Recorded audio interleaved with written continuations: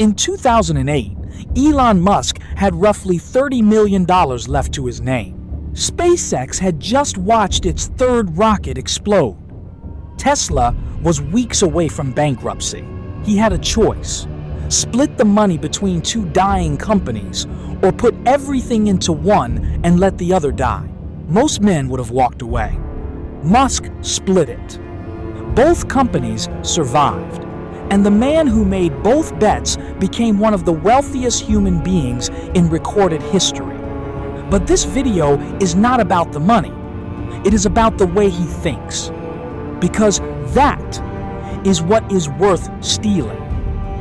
Before the companies, before the wealth, there was a boy in South Africa who read everything: physics, philosophy, engineering. He moved through the local library until librarians had to order books from other branches. He was not collecting information. He was building a way of seeing. The first thing Musk teaches: reason from first principles. He said it directly. The normal way people conduct their lives is by analogy. We do things because it is like something else that was done, or because it is what everyone else is doing. First principles is the opposite. You boil the problem down to what you know with certainty is true, and then you reason. When Musk wanted to build rockets, he was quoted $65 million per launch. Every aerospace company treated that as the floor, the given. Musk asked, what is a rocket actually made of? Aluminium, titanium, copper, carbon fiber. What do those materials cost on the commodity market? About 2% of the finished price.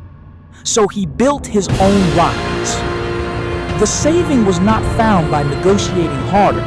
It was found by refusing to accept the assumptions everyone else had already accepted without question.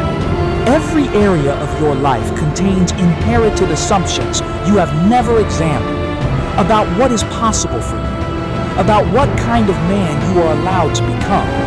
First Principles asks, is that actually true? Or is it just what has always been done? Rebuild it. The second thing, when something is important enough, you do it even if the odds are not in your favor. He knew Tesla was likely to fail. He has said directly that starting an electric car company is idiotic, and doing it while building a rocket company is idiocy squared. He did both anyway. A maniacal sense of urgency was his only principle.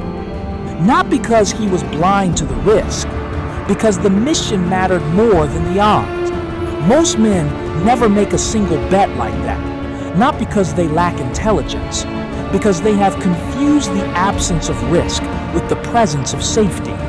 There is no safety in a life unlived, only a different kind of loss, slower, quieter, and no one writes about it. The third thing, failure is not the opposite of success. It is the process. He said it plainly. If things are not failing, you are not innovating enough. SpaceX's first 3 rockets exploded. He treated every failure as data, not as a verdict, as information that made the next attempt sharper. The man afraid to fail has already decided his limits. He has drawn a circle around himself and called it caution. The men who change things are not the ones who avoid failure. They are the ones who have been through it enough times that it no longer frightens them. The fourth thing, attach yourself to a mission, not to a person, a place, or an organization. A company is a vehicle. The mission is the thing. When the vehicle changes, the mission does not. A man attached to a title is lost the moment it disappears. A man attached to a mission is simply looking for a new vehicle. Find yours. Let everything else flow from it. The fifth thing, there is a tremendous bias against taking risks. Everyone is trying to optimize their ass covering. His words again. The culture of ass covering is the culture of never being wrong because you never committed to anything. of choosing the response that protects you rather than the one that moves things forward. Stop covering yourself. Start building something worth the risk. Musk is not a template to copy whole, but the way he thinks belongs to no single era. First, principles. Mission over institution. Failure as a teacher. Action despite the odds. The Stoics practiced this. Rome was built on it. Machiavelli wrote about it. A maniacal sense of urgency is his operating principle. Real principles do not belong to a century. They belong to the men willing to find them. You do not need $30 million to begin. You need a problem you care about, the willingness to ask what is actually true, and the courage to act on what the answer reveals. Ordinary people can choose to be extraordinary. Musk said that. He also proved it. Now it is your turn.